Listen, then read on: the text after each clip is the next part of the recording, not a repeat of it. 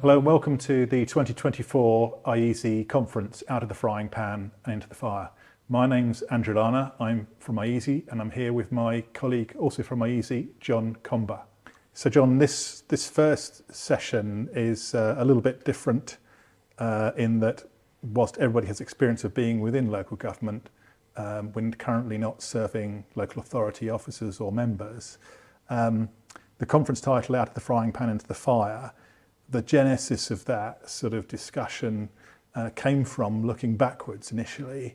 So tell us a little bit about coming into iESE and seeing the awards scheme and looking at the different entries from over the years and how the ideas started to generate from that.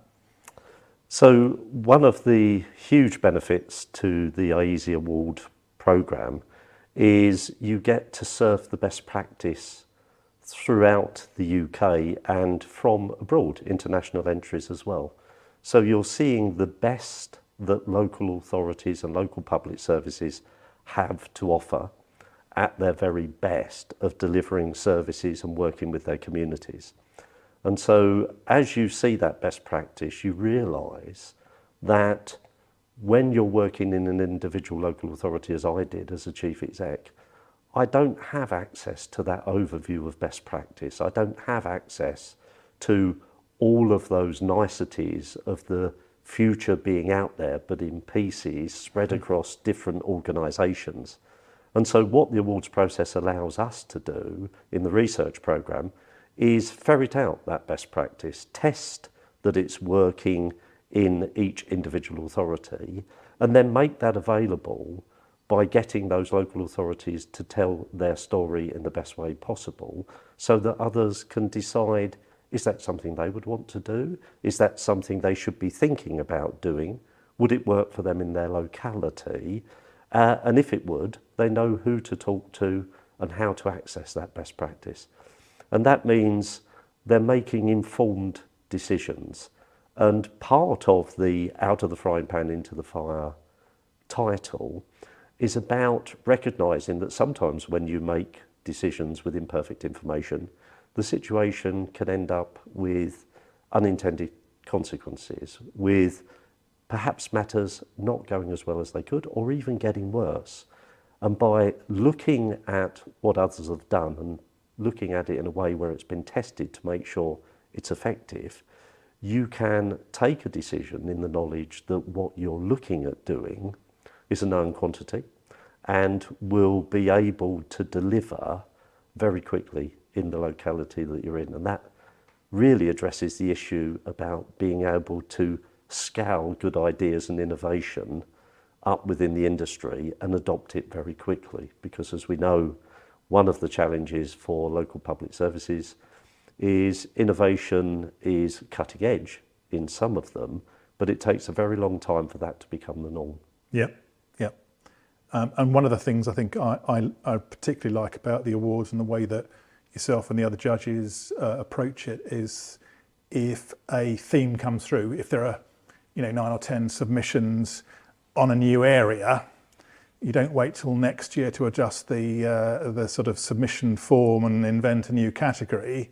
It's done on the fly. So it's literally hot off the press that you'll get this is the new award on or this or that subject. So it's a responsive approach, which I think is really helpful. If you're a chief exec, you get to see literally the latest thing that your colleagues are talking about. And it's also true, if there aren't any submissions, we close a category of awards as having had its day. Yep. And as you say, the most important thing is that we keep up to date with the challenges that are currently facing the industry and look at the responses that are being used to address those challenges. So one of those newer areas, it's an old area really, is around housing. We know just from the number of people contacting us, there are issues with housing stock. There are issues that frankly have been around for a while and they're not particularly innovative in terms of the nature of the problem, but in terms of the opportunity to make housing that's less impactful on the environment, to find new ways of dealing with those problems, there are some interesting things coming through. And the same is true, of course, of every subject. And one of the things that we have tried to do is to take that to create some kind of framework where you can objectively measure impact one project against another and try and see a little bit into the future. And that's something that you've commented on, that the leading projects have, is something around foresight. Maybe you could say a little bit more about the role and the need for foresight in that regard. It used to be the case that best practice was enough. But with the industry moving at such a pace, it's actually often the case that best practice is past practice. It's what people used to do. So one of the challenges is being able to see around the corner, see what's coming and prepare for it. Not just prepare for it, but be resilient and able to deal with it. So I think one of the roles that local public services have to play with their communities is to be able to predict the future. And that's all well and good to say, but it requires trend analysis, it requires a good knowledge and outward-looking group of officers and members who can see what others are doing, but also can see how the world is changing, and they can react to that. And it's something that no other body is doing for their local community. In other words, the local community themselves can't see the future. They can't necessarily see round the corner, whereas the local authority can do that for them and make sure that they're prepared. So I think it's a very powerful tool which moves us from best practice into future best practice. And really what that's about is saying that doing the same old thing at a better and better standard may not be the answer. Yep. Often innovation is about not doing something or doing it radically different or in a transformed way. And so that innovation needs to be accessible to local public services, available to them in a way that they can adopt quickly and scale at pace so that they can keep up with the changes occurring in the world. Yep.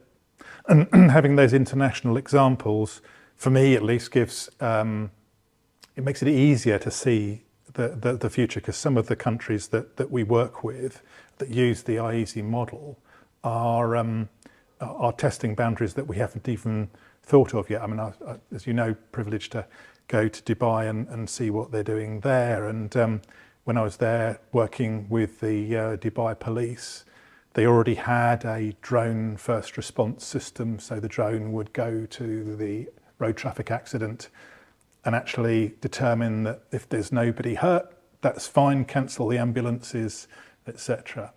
But then the next bit they're already looking at is they're training on their flying motorbikes, and they're looking at licensing the first flying roads.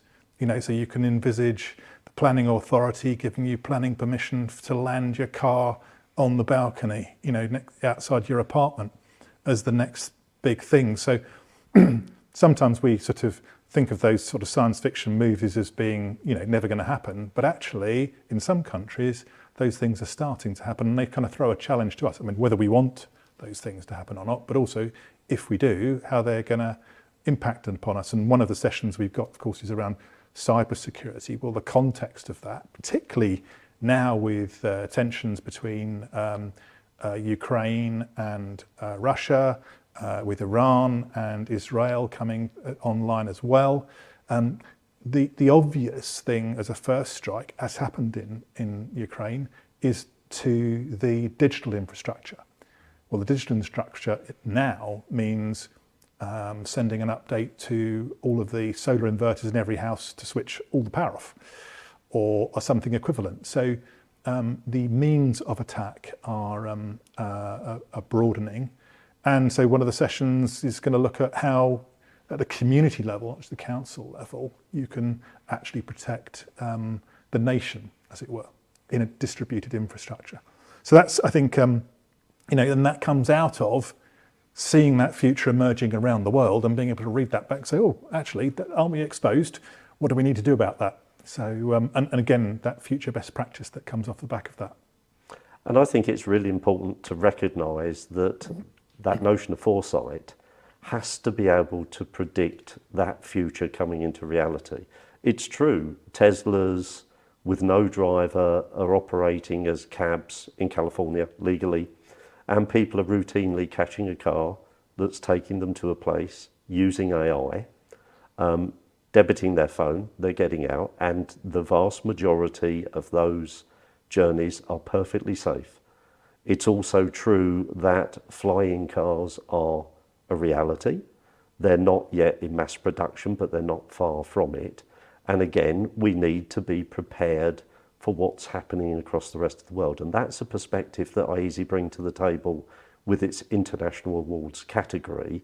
And I think it's very important to recognise that what we see as best practice and future best practice is not just in the UK.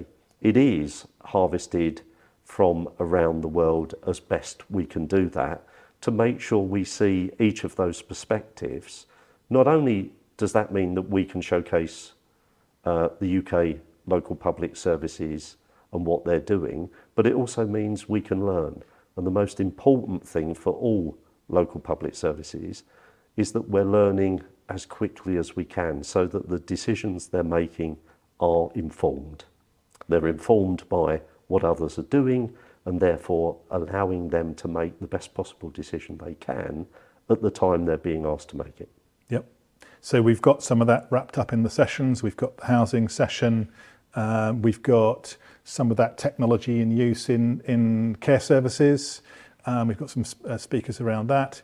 We've got, of course, green and green energy as a piece. We've got, of course, artificial intelligence is the buzzword that most are using, but actually in very practical terms, we've got some responses to, for example, tall building fires, like sadly happened in Grenfell, where the entrepreneurial approach has said, actually, okay, you can change the panels, but the fire can go inside the building. So how do we stop the fire occurring in the first place? And the use of AI linked to the sockets themselves to stop electrical fires and actually linked to the cab of the fire engine, etc., as an approach. So, and of course that throws another challenge. We are very set in how we go and procure, and actually how we onboard new technology. And you mentioned, leading edge to trailing edge, and quite often you can talk about a decade in local government for something new becoming the norm. Actually, with smaller, more entrepreneurial companies, they might even not get into that first leading edge because they might get screened out completely. So our procurement needs to be aligned to onboarding that. And that will be interesting awards this year, Surrey, where they have a group whose job it is to go out and look for new technologies and see how they might apply in services. So it's starting to happen on the approach. So that skill set that we need, and of course we're talking about skills that we need going forward, that skill set on how you can act as that civic entrepreneur, working with those commercial entrepreneurs who've got new ideas that we can onboard into our daily working lives and into the lives of our residents and local businesses. It's a really important area, and if we look at assistive technology, we've got examples which will be talked about in the conference of Alexa being used to help independent living. We've got examples of robotics helping home care staff be able to safely lift people and move them around. We've got examples of AI being used to deal with fall recognition and emergency situations.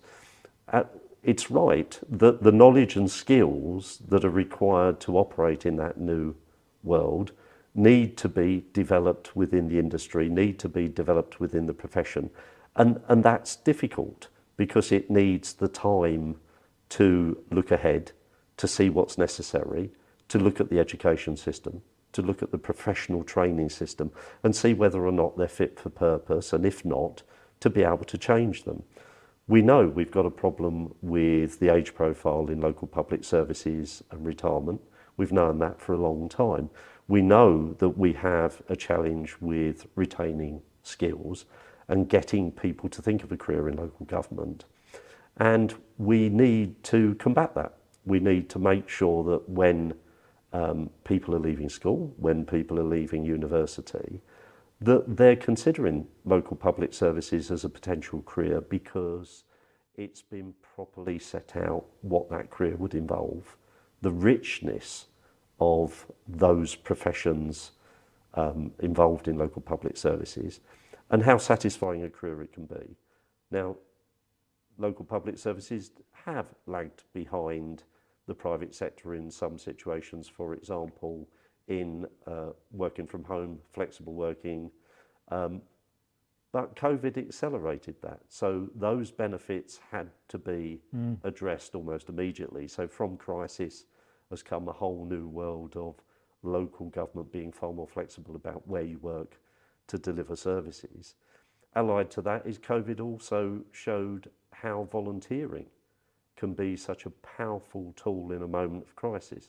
How do we harness that in community enablement to get local public services to work with their communities in such a way that participative democracy, active citizenship are routine, so that people are given the knowledge, skills and resources to help themselves, sometimes with the local authorities stepping out the way to let them get on with it. Now, all of that is going to be addressed to some extent in the conference, and it leads us to asking the question, how can we provide an environment today that will allow the managers and leaders of the future to leapfrog into that future, to do things that we thought were never possible from when we were sitting at the coalface and thinking about the best way that we could deliver services.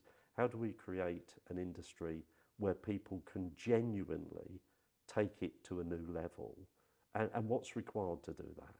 And in many ways, it's some of the basics that local government and local public services have always faced. If you get a very mixed group of people in a room, you're more likely to get innovation. You're more likely to get equalities. You're more likely to get representation. These are not things that are new, but they can be used in different ways to achieve more than they've achieved in the past. And I think that's part of the secret going forward, to expose those organisations that are using those new innovative techniques and say, can we learn from them? And as you've said, the supply chain is always tied up with procurement rules. And we know that we're not getting as much as we should out of procurement, not as much as we should in social value, not as much as we should in corporate social responsibility and all those other things. So how do we manage the supply chain to work to best effect? And part of that is we've asked some people with histories of working in local government, now working in the private sector as advisors to local government, using their rich experience to influence what local public services are doing. We've asked some of those people to talk about their experience, to talk about what they see as the future for local government, what they're seeing as advisors and being asked to do for local government. Now that's quite innovative, not starting with the industry itself, but starting with people who've worked in the industry but gone on to work as advisors. But we think it will provide a very rich knowledge of how other perspectives see local government and what perhaps they're bringing to the table to try and improve it. Excellent. And we know that if you don't look at that in a fundamental way, if you're not thinking about new skills, new ways of working, then all you're going to do is apply all that technology, all that hard kit to the current business processes and fossilise it. Our best authorities, those that have really got the Councillor of the Year and other awards on a regular basis, are the ones where they've got the soft skills, they're building vibrant communities that actually need them less, ultimately, as well as using the latest technology to then enhance that new way of working as opposed to just putting lipstick on the pig. So that first session then, setting that, what does the future look like, a futurology if you like, to sort of get the ball rolling for the conference. So that's a fantastic start. Thanks, John, for that exploration of the issues that we're going to come across over the course of the conference. And thank you as well to our sponsors, in particular Zap Carbon, the gold sponsor for this year for iESE. We're now going to start with our first session entitled Futurology, where we're going to explore what that landscape for future local public services looks like and for their communities.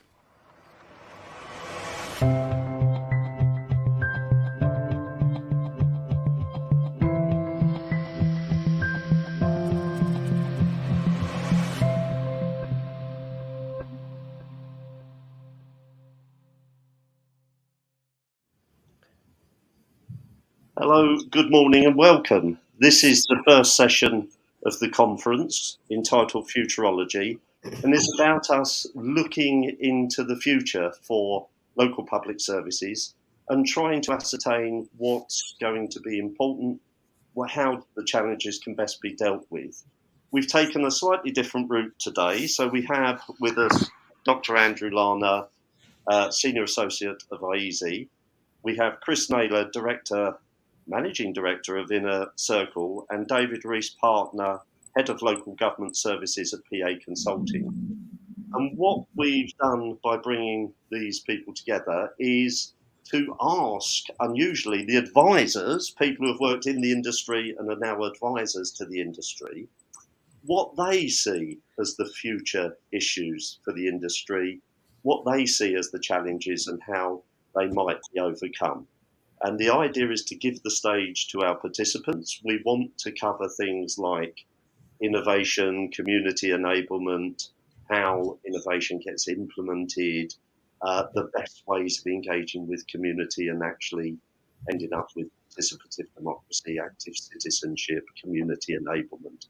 But that's all to come. So, Chris, David, Andrew, the future of local public services from your particular perspectives. And I might start, Chris, opening comments from you about how you see the world.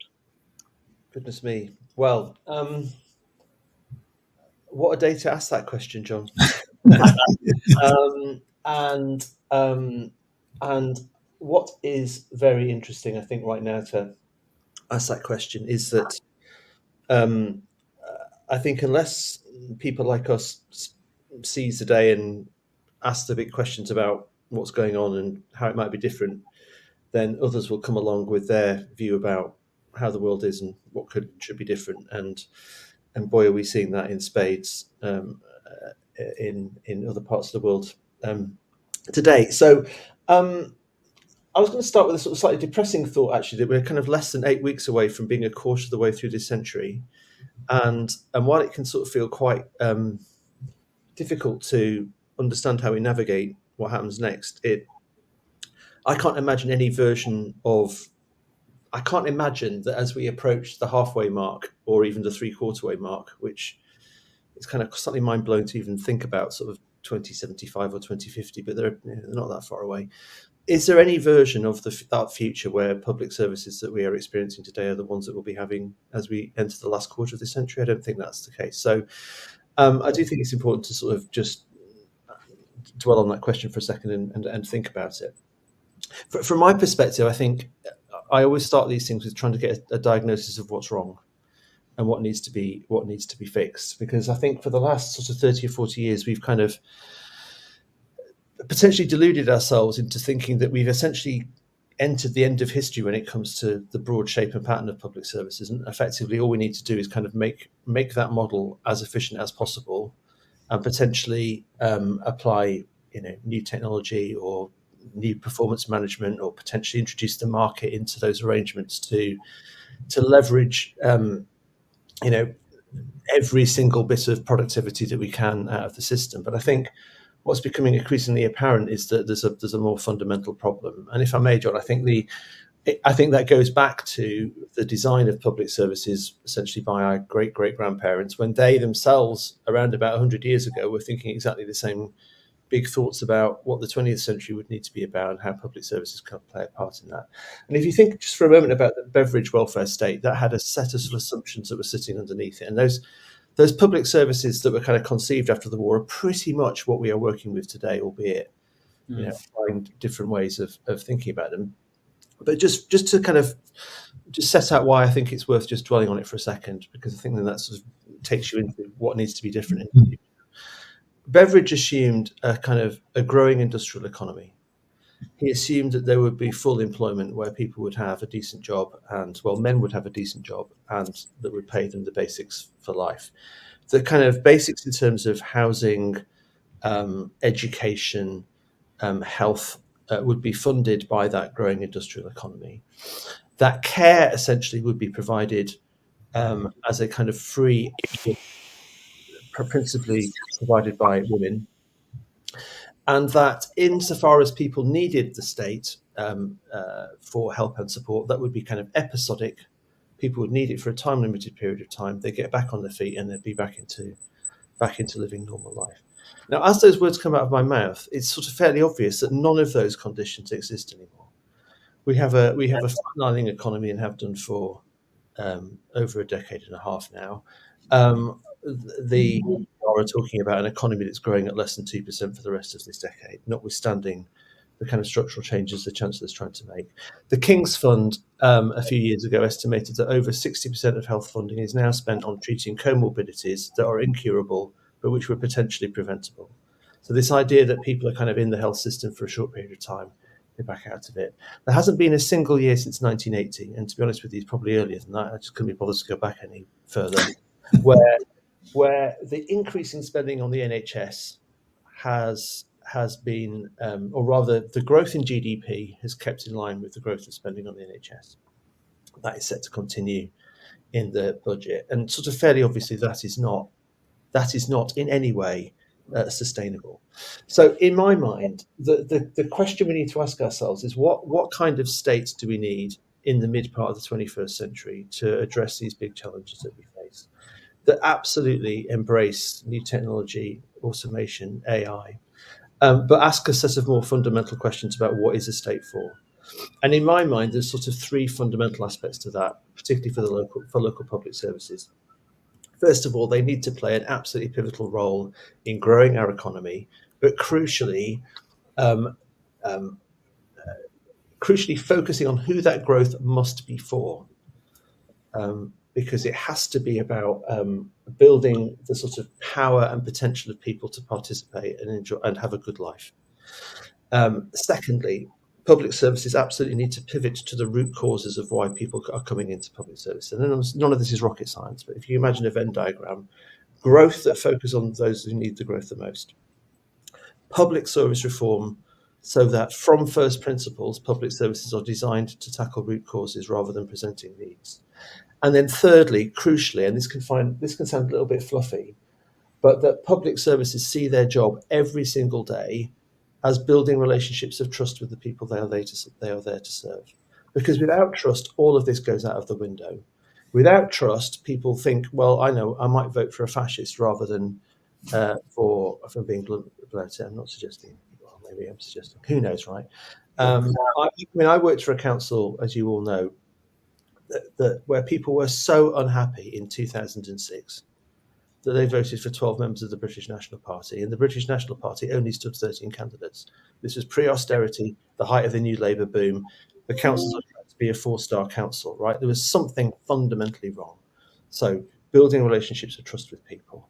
I think if you can get those conditions, that framework right, and perhaps in this wider conversation we can talk about what some of the elements that might look like and mean in practice, then absolutely you can use new technology, AI, automation to the kind of the most productive version of that state. But I think those three elements are absolutely key.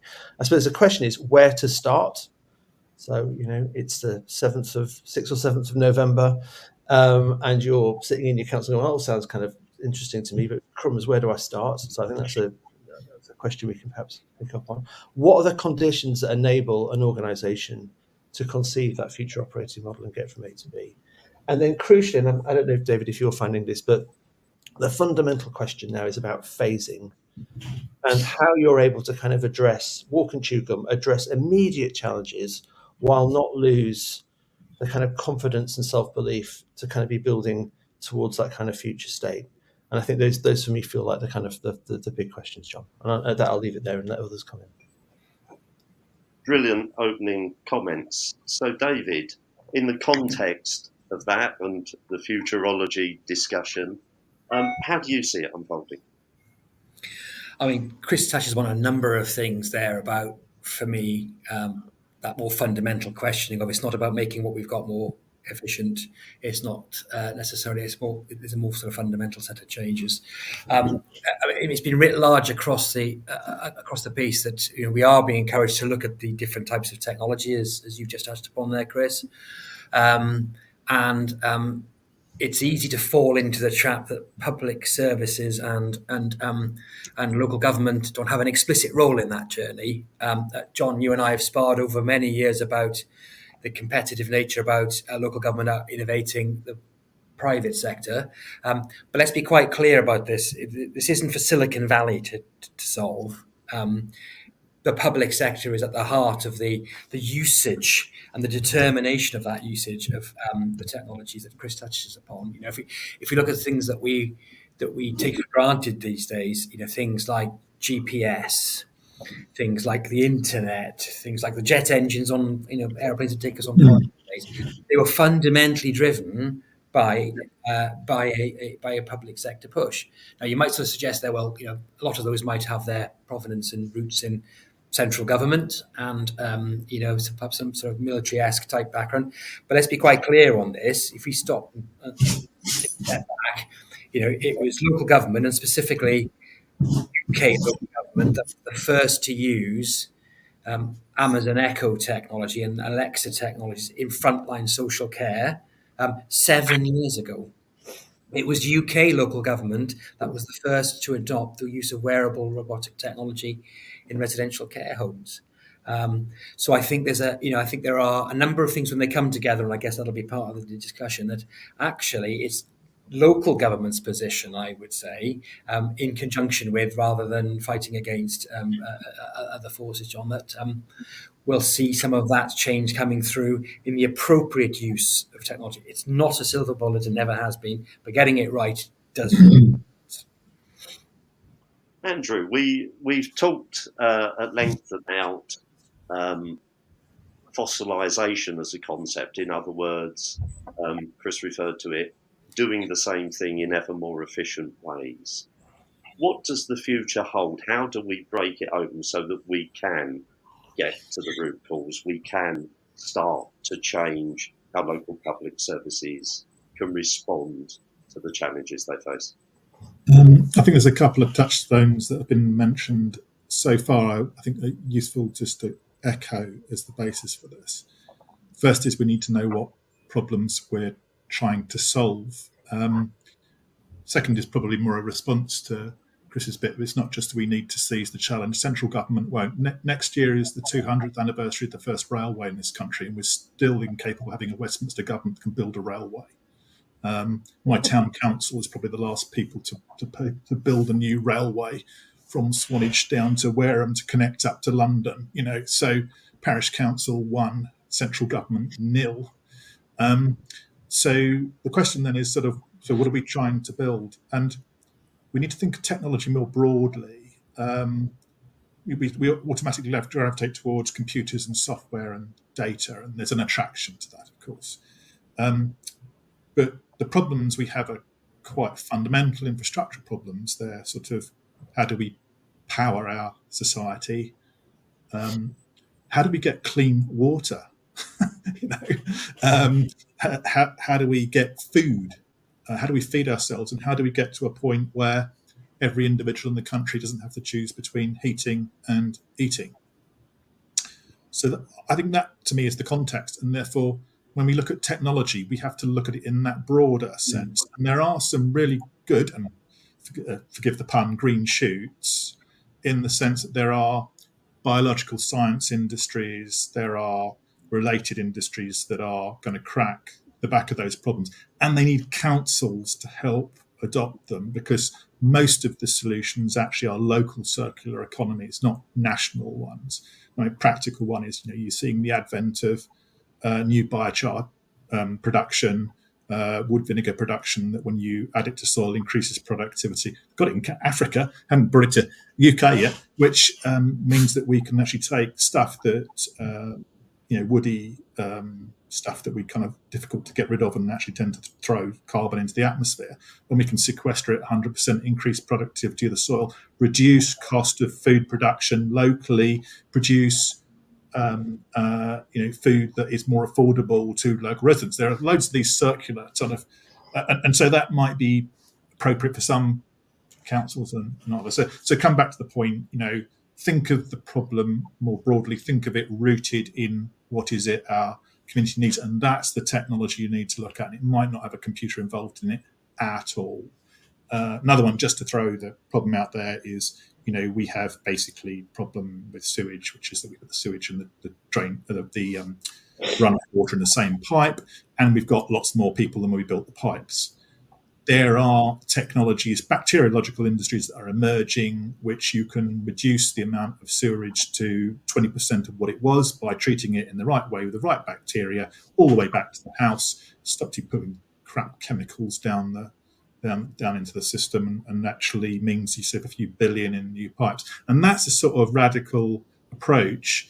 So where do we start? And sorry, I should have mentioned the social as well, because that's environmental.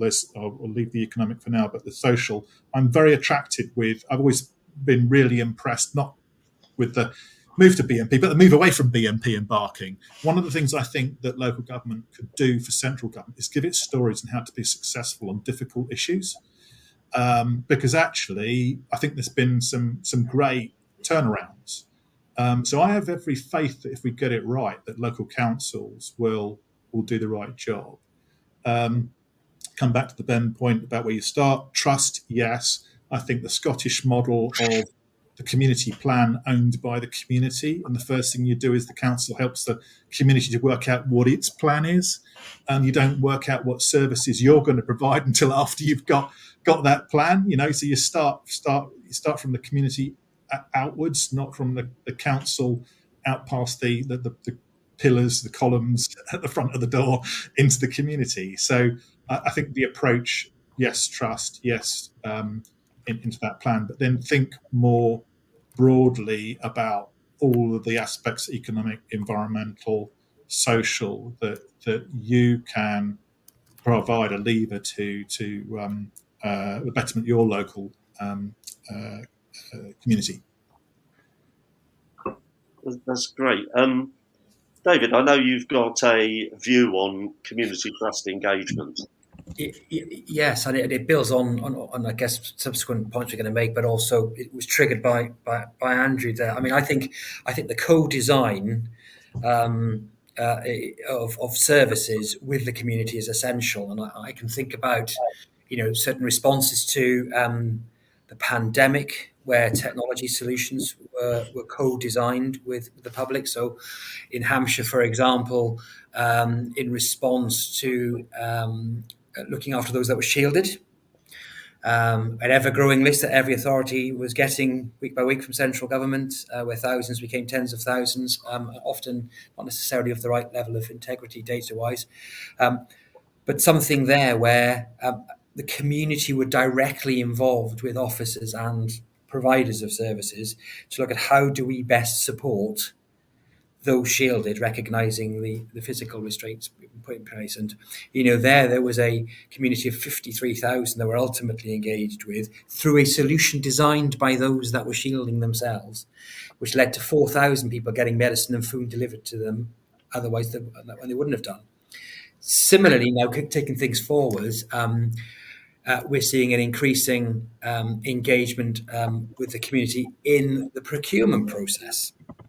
So Kent, for example, has a very active, participative community voice in both specification and evaluation of how services are being provided within the county. Because at the end of the day, it's their services. We are there to support individuals. So there are some great ideas coming through in that front. Chris, I know you've got some practical examples. Where would you start? Well, I think So I think it's all very well, isn't it, having this kind of grand narrative that says, Beveridge was wrong. We can't have a system that is sort of based on responding to needs anymore because we're just overwhelmed by needs, and therefore we need to kind of address root causes. But you're right. Like, okay, that's very interesting, Chris. Thank you very much. Where to start? So let me give you a couple of examples. So the first, we've been working with a place recently who asked the reason. Like, we get all that, we accept that, makes a lot of sense to us, and we have a children's social care system that is essentially designed to assess and risk assess need and then do something about it. But what we want to do is understand the root causes of why children are coming into the care system in the first place. And we want to understand that in an analytical way as well as a kind of a relationships way. So we did a bit of root cause analysis. And interestingly enough, none of this is rocket science, by the way, but it was very interesting to ask the question and then try and answer it. What we found in that place was that if these conditions were in place, so if you were in private rented accommodation, so therefore a degree of sort of expense and vulnerability with that accommodation and quality, no doubt.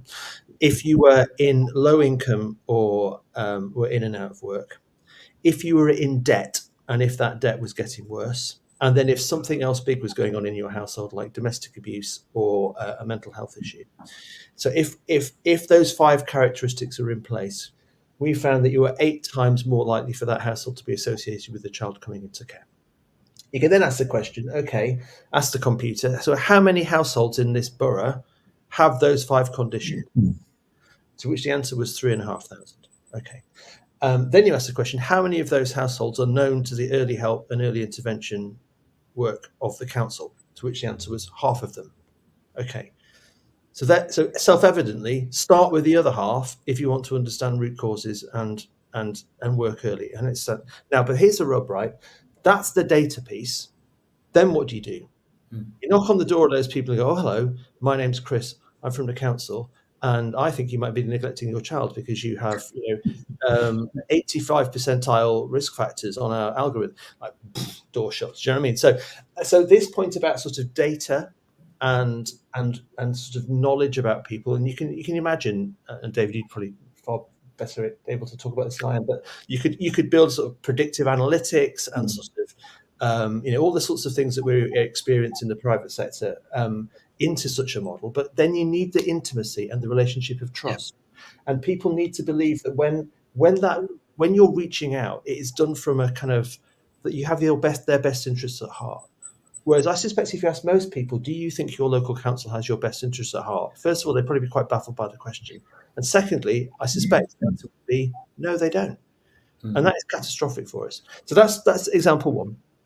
Example 2, I'll be brief, John. This question about growth. Oh, yeah, we need growth. Yeah, no, absolutely we need growth. Where to start? Some of you may know that I spent some time in Birmingham and around about the time of the pandemic. And we started to try and answer this question about how could the council lean in and be pivotal in relation to growth. And as a part of that, we found out that council owns more land than Homes England, the King, and Merton College, Oxford, who apparently own a lot of land. If you're into this sort of thing, they own like basically the bit between Oxford and Cambridge. I think what they own more land than those 3 organisations. Now, some of that is a park, and some of it's a cemetery, although. Apparently we'd call that sort of grey belt these days, wouldn't we? Maybe we'd get away with putting planning on it. Anyway, the point I'm rambling towards here is like the King and Merton College, Oxford, do not worry about where their next meal's coming from. Birmingham City Council's asset portfolio was basically being run by an FM manager, right? It's self-evident that if they manage that as a kind of anyway, you get the point I'm making. So I suppose the point here is like you've just got to start somewhere. But as you start somewhere, do so in the context of that kind of wider framework. Because I tell you, the answers are out there. Like, I don't think there's anything that's been undiscovered yet, but it's about bringing these movements of people together and then designing a kind of future state operating model of allowing that send out a consult, aren't they? And working the phases to get there. David, I know you've talked about use of data, dark data hidden within authorities.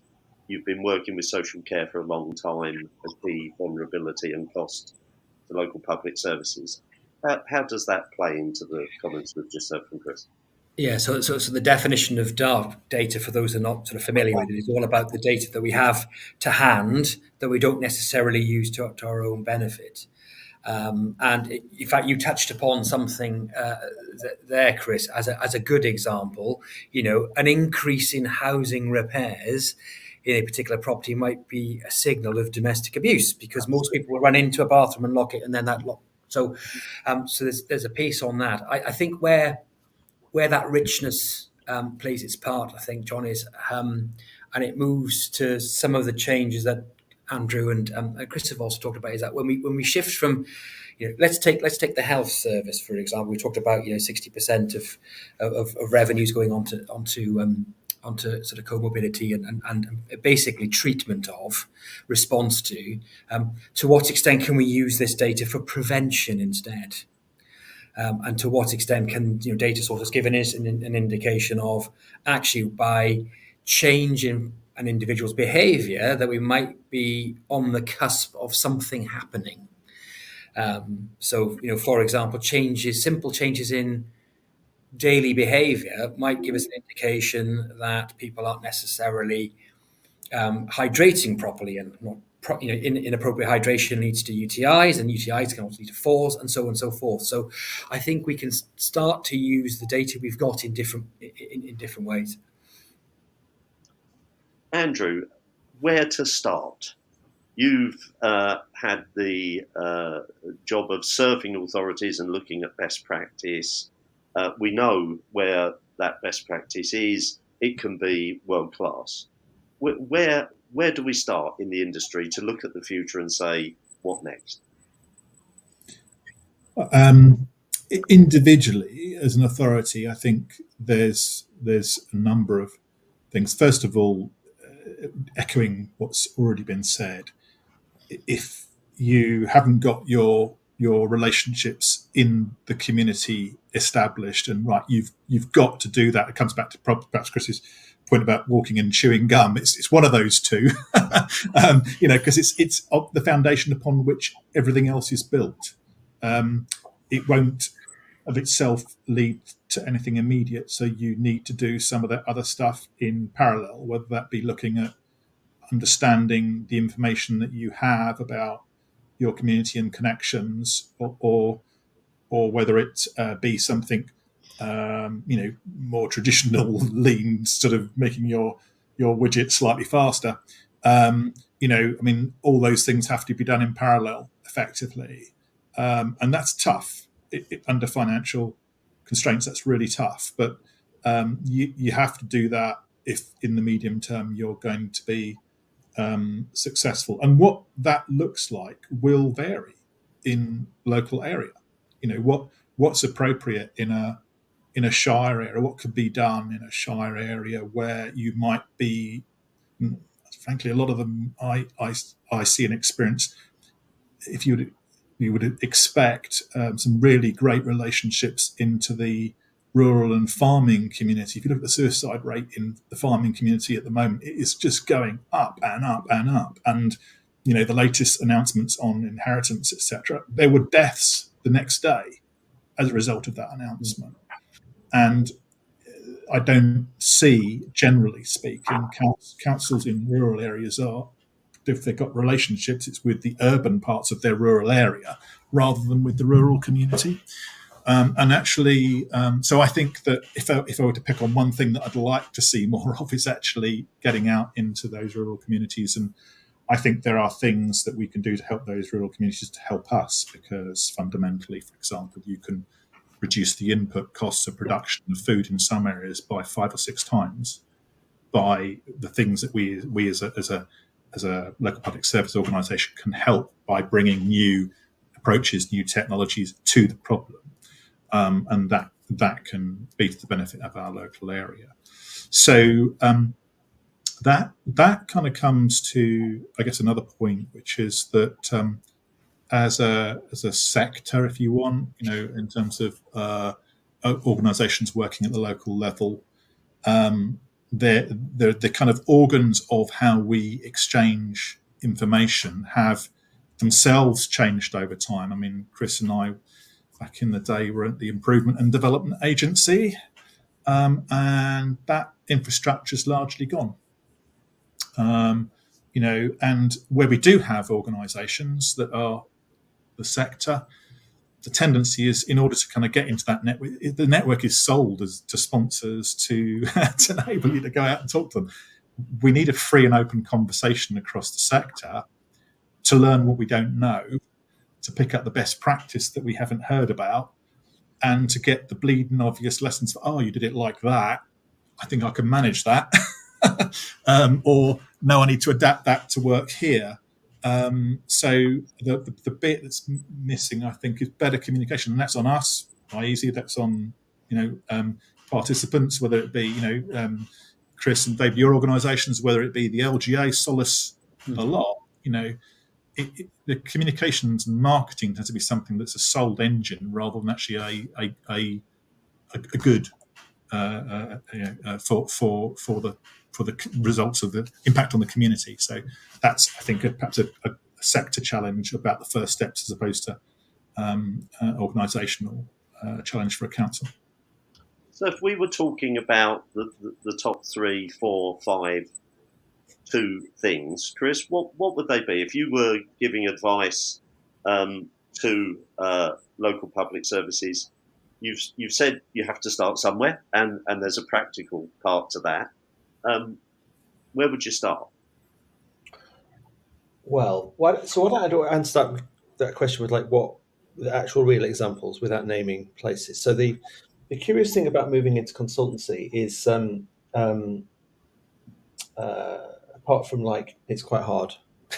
It's just an FYI if anyone's thinking about it.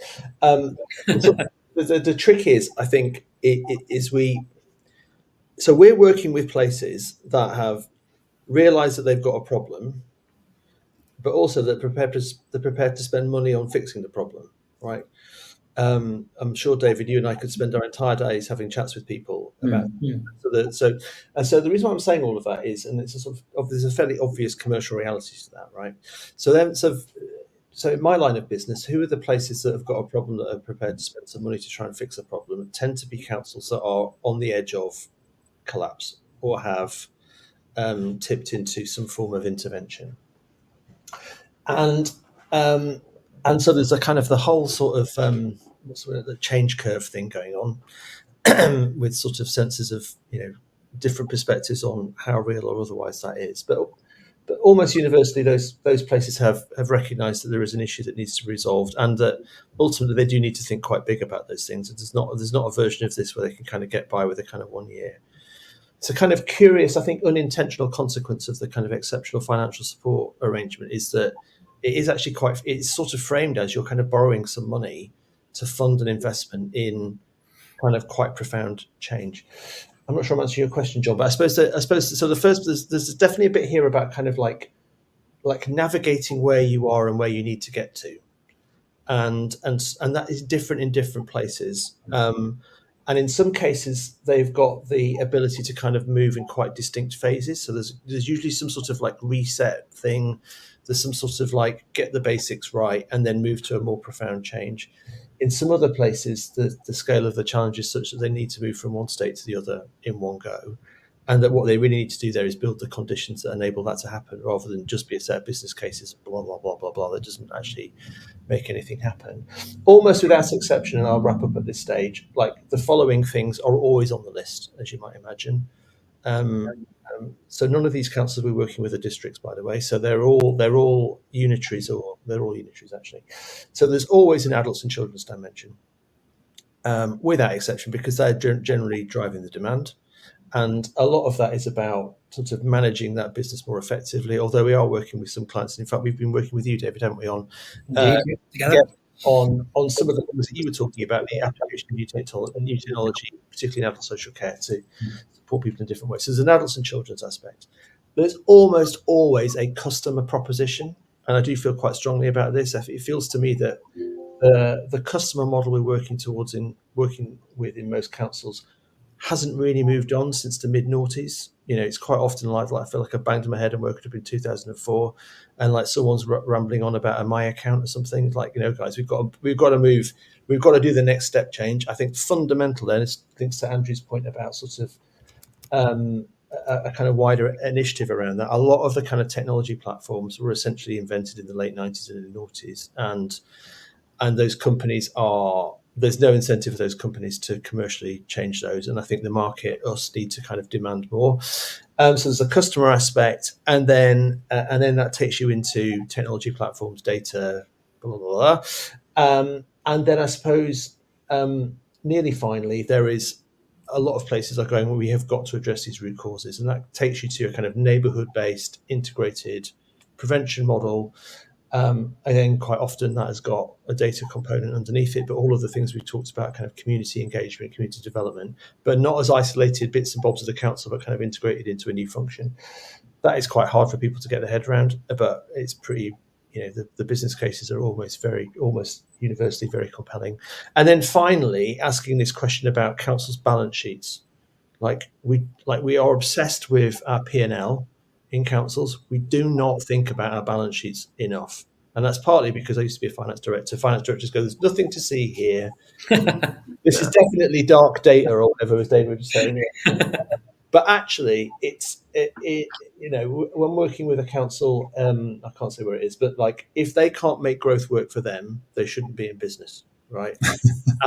But they've just, for various reasons, not had the bandwidth to think about it in those terms. And so adults, children's bit, a kind of customer model that takes you into kind of a data bit, a kind of neighborhood prevention type model, and then a sort of leveraging a balance sheet, asset strategy, growth plan, both to kind of help people get a bit richer who need to get richer and then don't cause demand, but also to bring fiscal and commercial returns to the organisation. They feel to me like the kind of the biggies. Underpinning all of those are I think some of the things that may be more familiar to people on this call around IT platforms, information governance, data strategies, and also like starting to really. I mean, if I had like big gonads and a load of money, I think I'd probably take on some of the big tech back office providers. Someone's going to do it, and they're going to go out of business. But the market is not. We are but back to Andrew's point, collectively we need to find a way of leveraging our market muscle to get those companies to change. That's a brilliant chat. David, we're in the final couple of minutes now, so. Yeah. I won't digress into that. What's piqued my interest there, Chris, where the answer to document production was Olivetti typewriters at one stage. But to build on your point, to help delegates on this call, you talk about starting with a problem. That is essential. Do not start with the shiny piece of technology. The solution is secondary to it. In defining that in that problem, think about the outcomes, think about the risks that are be mitigated or avoided, and then build towards a solution, because that solution might be very different to the one you might have had as a sort of bias in your mind. I've touched upon the sort of, the co-design piece, see that definitely through, because we as advisors have worked together, Chris, as you've referred to, but also we collectively work with officers and the community to come up with the solutions, which get in that trust that you started the conversation with. And the final bit in is always ask what's next. So in the reference I made to the solution that was used during the pandemic, which got international recognition, so that was a UK local government piece, it's now been morphed into, well, actually, we can look at that, which served a purpose during the pandemic, to now help us with conducting initial assessments for adult social care, to understand then the demands that are being placed in the system going forward, and to what extent can that demand be taken elsewhere. So you've got 1 minute left, I suspect, John, so I'll stop there. Andrew, last comments before we bring the session to a close. To echo what's been said, I'd add there's something about collaboration. The community actually will probably already be doing something you're not aware about it, and so don't go humbly and ask them what they're doing. And the other one is that you're not the only local public service organisation, particularly in shire areas, around. So do it together. Don't do it on your own.